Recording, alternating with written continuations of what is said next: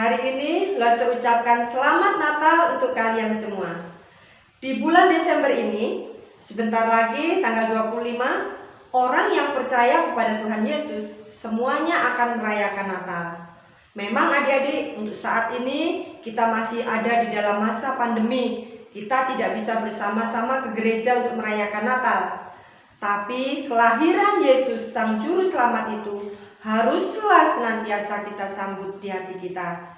Jadi kita bisa merayakan Natal walaupun dengan cara online, dan kita harus tetap memiliki sukacita karena Yesus bisa lahir di dalam hati kita. Adik-adik, sebentar lagi kita akan belajar tentang satu tema Natal. Apa ya yang akan kita pelajari hari ini? Namun sebelumnya Lesinda ajak kita semuanya masuk di dalam doa. Mari kita berdoa. Kami bersyukur kepadamu ya Tuhan, kalau pada hari ini kami kembali diberi kesempatan oleh Tuhan untuk beribadah kepada Tuhan, untuk mendengar firman Tuhan. Khususnya hari ini kami akan mendengarkan berita Natal. Tolonglah kami semua ya Tuhan, supaya kami menyiapkan hati kami untuk menerima firman itu, supaya sungguh-sungguh bertumbuh di dalam hati kami, sehingga kami boleh sungguh-sungguh bertumbuh sebagai anak-anak Tuhan yang mengenal Kristus dengan benar. Terima kasih Tuhan, di dalam nama Tuhan Yesus kami berdoa. Amin. Adik-adik, bacaan Alkitab kita hari ini terambil di dalam Matius 1 ayat 23. Ya, Lose akan bacakan untuk kita semua. Matius 1 ayat 23. Demikian firman Tuhan. Sesungguhnya anak darah itu akan mengandung dan melahirkan seorang anak laki-laki, dan mereka akan menamakan dia Immanuel, yang berarti Allah menyertai kita. Ye, tawa kau. Iki, Dion, waktunya belajar. Mana nih, taruh dulu. Ayo taruh sana dulu. Oh, belajar baru aja. Ayo belajar dulu. Iya. Terus tiga ngerti ini. Nih ya. Nah, dikerjakan. Sesuai contoh. Ayo, Dion. Dion baca ini. Ini kerjakan ya. Tinggal uti dulu ya. Ya.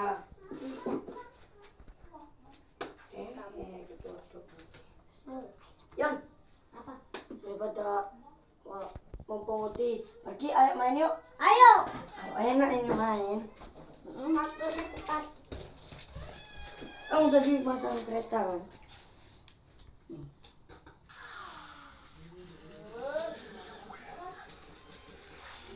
Kiki, Dion, kok main? Ayo dikerjakan dulu. Ya. Belum selesai kok main. Ayo dikerjakan dulu. Kenapa sih? Oh Dia harus belajar. Kerjakan sampai selesai ya. Nanti Uti kesini selesai ya. Ya, Ti. Ayo, main lagi. Ayo. Mau pergi lagi. Apa masih belajar? Kiki, kok main terus? Ayo diberesin. Gak mau. Diberesin nak. Gak mau. Mau belajar. Gak mau. Loh, kok gak mau? Udah, berarti kalian ini gak nurut sama Uti. Kalian gak taat. Kalau gitu Uti gak mau lagi sama kamu. Ya, Uti gak peduli sama kamu. Main terus gak apa-apa. Kamu main terus, kamu mau gak kerjakan PR, gak kerjakan pelajaranmu, terserah. Sekarang Uti gak peduli sama kamu. Wis. Kalau kita mengalami seperti yang dialami oleh teman kita tadi, kita dibiarkan, kita tidak ditolong sekalipun kita di dalam kesulitan, pasti kita menjadi tidak karu-karuan. Mungkin kalian tidak naik kelas.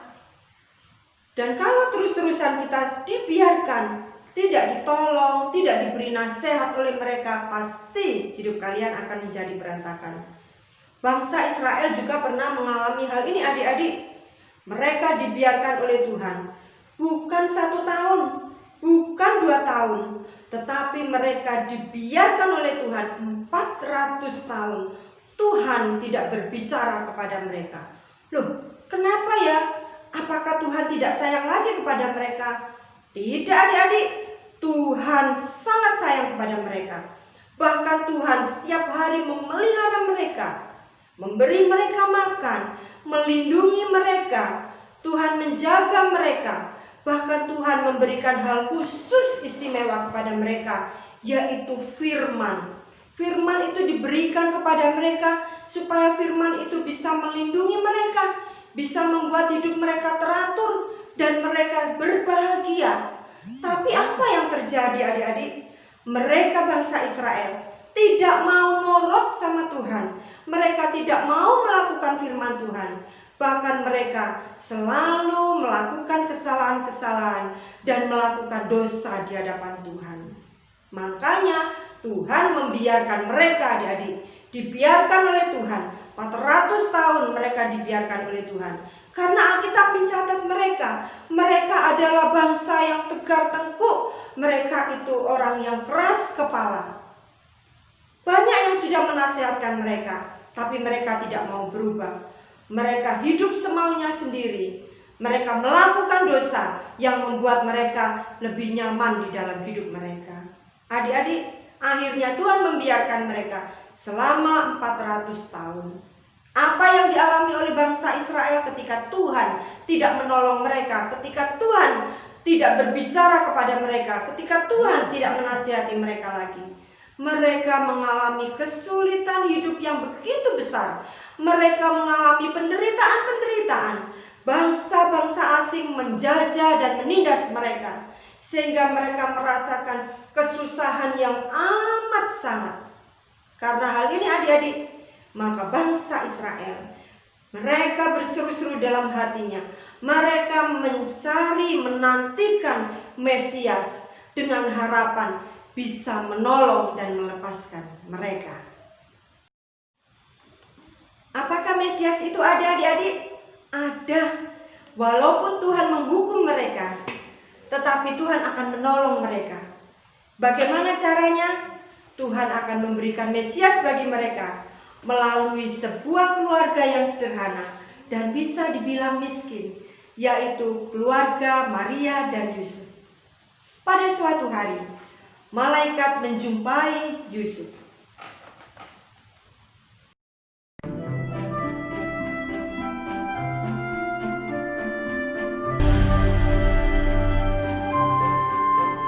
Kelahiran Yesus Kristus adalah seperti berikut. Pada waktu Maria ibunya bertunangan dengan Yusuf, ternyata ia mengandung dari Roh Kudus sebelum mereka hidup sebagai suami istri. Karena Yusuf suaminya seorang yang tulus hati dan tidak mau mencemarkan nama istrinya di muka umum, ia bermaksud menceraikannya dengan diam-diam. Tetapi ketika ia mempertimbangkan maksud itu, malaikat Tuhan nampak kepadanya dalam mimpi dan berkata, Yusuf anak Daud, janganlah engkau takut mengambil Maria sebagai istrimu, sebab anak yang di dalam kandungannya adalah dari Roh Kudus. Ia akan melahirkan anak laki-laki, dan engkau akan menamakan dia Yesus, karena dialah yang akan menyelamatkan umatnya dari dosa mereka. Hal itu terjadi supaya genaplah yang difirmankan Tuhan oleh Nabi. Sesungguhnya anak darah itu akan mengandung dan melahirkan seorang anak laki-laki, dan mereka akan menamakan dia Immanuel, yang berarti Allah menyertai kita. Sesudah bangun dari tidurnya, Yusuf berbuat seperti yang diperintahkan malaikat Tuhan itu kepadanya. Ia mengambil Maria sebagai istrinya, tetapi tidak bersetubuh dengan dia sampai ia melahirkan anaknya laki-laki, dan Yusuf menamakan dia Yesus.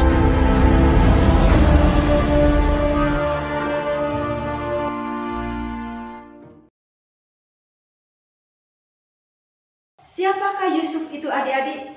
Yusuf adalah anak seorang tukang kayu yang berasal dari Betlehem. Mengapa Allah memilih Yusuf? Adik-adik, seorang Mesias yang dinamakan Immanuel haruslah keturunan raja.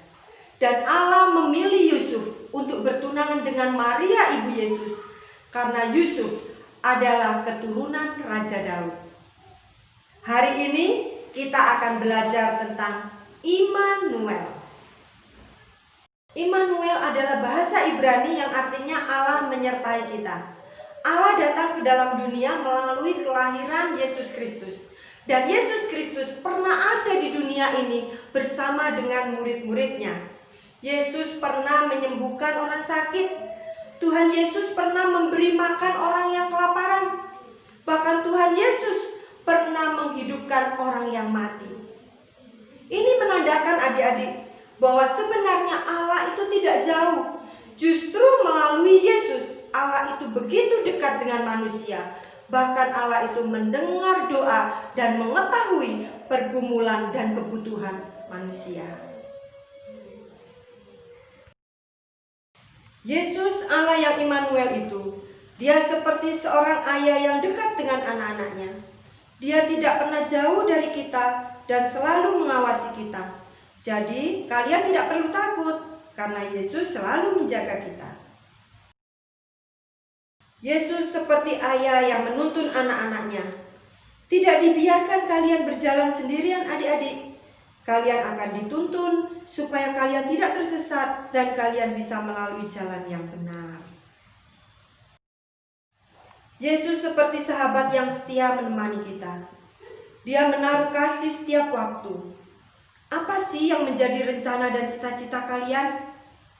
Ceritakanlah itu kepada Yesus, maka Dia akan menolongmu. Yesus itu tidak sama dengan sahabat-sahabatmu yang ada di dunia ini adik-adik. Yang apabila memiliki teman baru, maka kalian akan ditinggalkan. Tidak, Yesus tidak demikian. Yesus adalah sahabat yang sejati. Kasih-Nya kekal selama-lamanya dan Yesus rela memberikan nyawanya untuk kalian. Yesus sahabatku, Kau mati bagiku, besarlah kasih-Mu, sahabat dan Tuhanku, sampai ku besar nanti, sampai aku mati. Ku kan ingat selalu Yesus sahabatku, sampai ku besar nanti, sampai aku mati. Ku kan ingat selalu Yesus sahabat dan Tuhanku.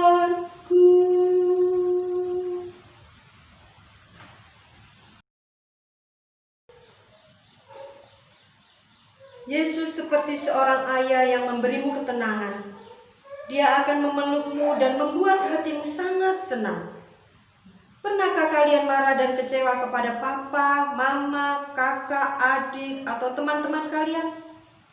Jangan sedih adik-adik. Beritahukanlah itu kepada Yesus. Karena Yesus akan memberi nasihat yang baik padamu dan menjadikanmu anak yang kuat.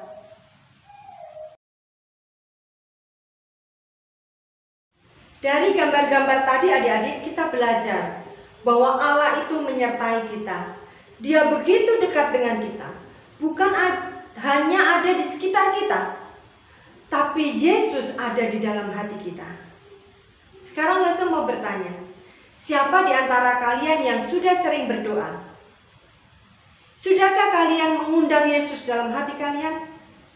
Kalau kalian belum pernah mengundang Yesus, berdoalah adik-adik dan undanglah Yesus masuk di dalam hati kalian, supaya kalian tidak merasa takut lagi, karena Yesus menyertai kita semua. Adik-adik, umat Allah zaman dulu, ketika mereka beribadah kepada Tuhan, mereka beribadah dengan rasa takut. Mengapa? Karena mereka takut melakukan kesalahan. Mereka takut berdosa. Karena kalau mereka melakukan kesalahan atau mereka berdosa, mereka akan dihukum. Tapi tidak demikian dengan kita saat ini adik-adik. Ketika kita beribadah kepada Tuhan, kita bersama-sama dengan Yesus. Yesus sudah menanggung hukuman dosa kita. Sehingga ketika kita beribadah kepada Tuhan, maka kita beribadah dengan hati yang penuh dengan sukacita, dengan rasa yang gembira. Saat ini adik-adik, walaupun di bulan Desember ini, kita, umat Tuhan, orang percaya kepada Tuhan, tidak merayakan Natal di gereja, tidak bersama-sama dengan teman-teman, tidak merasakan suasana Natal yang menggembirakan.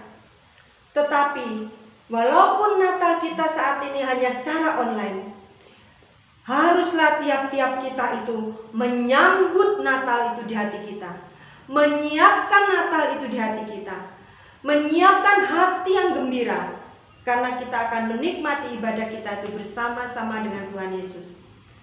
Adik-adik, Immanuel adalah Allah beserta kita. Immanuel itu adalah Yesus, dan Yesus sudah ada di dalam hati kita. Itu artinya sepanjang hidup kita, sepanjang perjalanan kita, Yesus bersama-sama dengan kita dan menyertai kita. Kiranya firman Tuhan ini memberkati kita sekalian. Amin. Mari kita berdoa adik-adik. Tuhan Yesus, terima kasih karena di bulan Desember, di bulan Natal ini Tuhan mengingatkan kami kembali akan kelahiran Yesus bagi kami. Yesus yang Immanuel, Yesus yang menyertai kami. Biarlah itu menjadi kekuatan bagi hidup kami. Tolonglah kami anak-anak-Mu yang masih kecil ini ya Tuhan, yang masih harus belajar banyak bagaimana kami harus bersikap sebagai anak-anak Tuhan. Kiranya Tuhan menyertai kami, bimbing kami Tuhan, tuntun kami. Terima kasih Tuhan Yesus, di dalam nama-Mu kami berdoa. Amin.